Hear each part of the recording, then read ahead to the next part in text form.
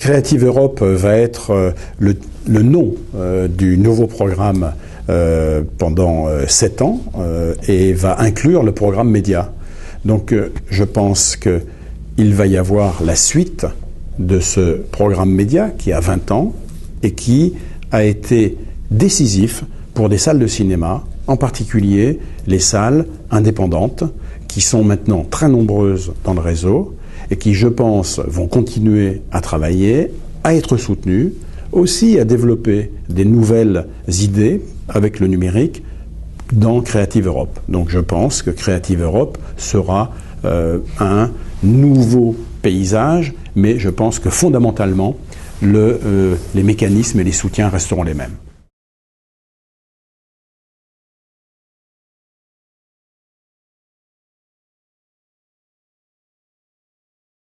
Disons qu'il y a toujours eu des distinctions entre les grands marchés et les petits marchés, et on a depuis maintenant l'arrivée de beaucoup de pays d'Europe centrale et orientale, beaucoup de petits marchés qui ont eu de la difficulté déjà à s'adapter à une économie qui était un peu moins soutenue par les gouvernements. Ça a été la première transition. Et puis la deuxième transition, c'est celle du numérique aujourd'hui. Et le numérique, on peut le financer en grande partie par le marché. Encore faut-il que le marché soit suffisamment grand, solide pour ce financement. Et dans les petits pays, il y a vraiment la nécessité d'ajouter à ce trop petit marché, trop petit volume de films, trop petit nombre de salles, il faut ajouter les moyens qui sont des moyens publics liés aux villes, aux régions ou à l'État.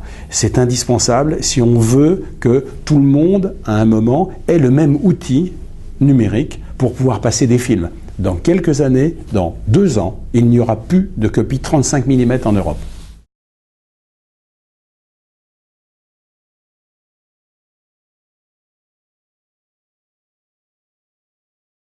Pendant 120 ans, le 35 mm a été la garantie d'uniformisation pour diffuser les films. Il y avait un gros désavantage, c'est que les copies 35 sont lourdes, elles sont chères, elles sont individualisées, et puis il faut les sous-titrer. Et cette lourdeur était une charge pour les petits films, pour les petits marchés, pour les langues qui étaient parlées que dans des nombres limités de régions. Donc le numérique déjà va alléger cette capacité de circulation matérielle des œuvres. Ça, c'est une première chose. La deuxième chose, c'est qu'il peut aussi y avoir de grandes souplesses qui peuvent être apportées à la programmation. On peut plus facilement changer de film, on peut avoir des projections spéciales, il peut y avoir des sous-titrages beaucoup plus accessibles, beaucoup plus faciles, donc je pense que la programmation peut être diversifiée. Enfin, la troisième chose, c'est au-delà de la projection, il y a tout l'univers numérique aujourd'hui. Et l'univers numérique, c'est pas seulement le numérique dans la salle, c'est la façon dont le public aujourd'hui, les spectateurs, communiquent entre eux. Il y a une communication entre la salle et les spectateurs, il y a des réseaux sociaux, la possibilité pour les spectateurs de former des communautés et d'exprimer des demandes. Je pense qu'on rentre dans une ère très différente. Nous allons abandonner le 35 mm, 120 ans d'histoire, non pas pour changer le cinéma, mais pour changer la façon de diffuser le cinéma. Je pense que c'est un challenge formidable et la réunion d'Europa Cinéma, elle sert à faire comprendre par tout le monde comment on va évoluer.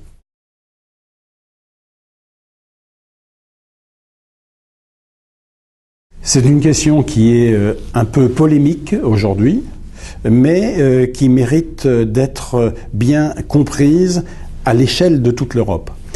Il y a des pays où la chronologie des médias est très bien organisée. Les films sont financés par tous ceux qui les diffuseront, chacun à leur étape.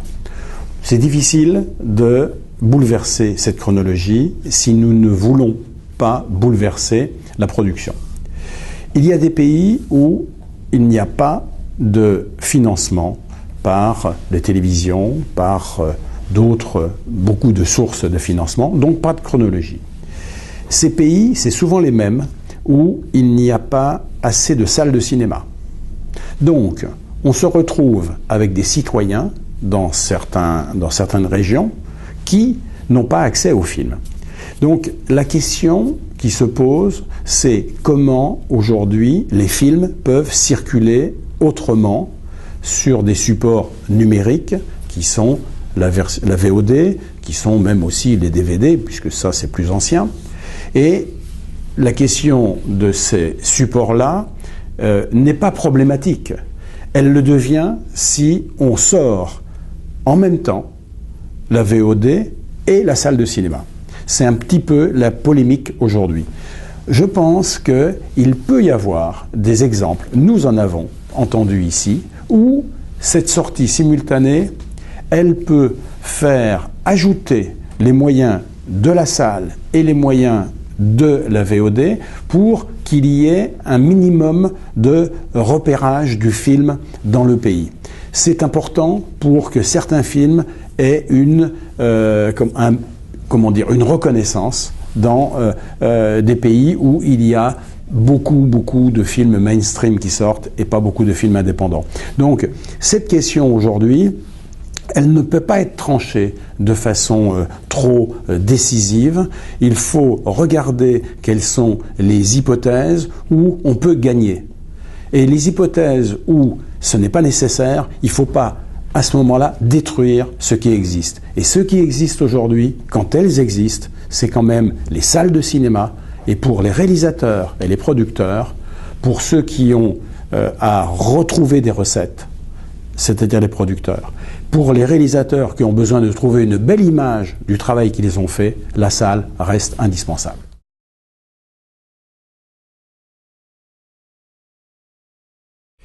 Quand on a démarré en 1992, il y a 20 ans, nous étions 45. Aujourd'hui, il y a plus de 2000 écrans qui sont réunis dans ce réseau. L'idée, c'est pendant ces 20 ans qu'on puisse un peu mieux définir quelle est la façon de distribuer les films européens.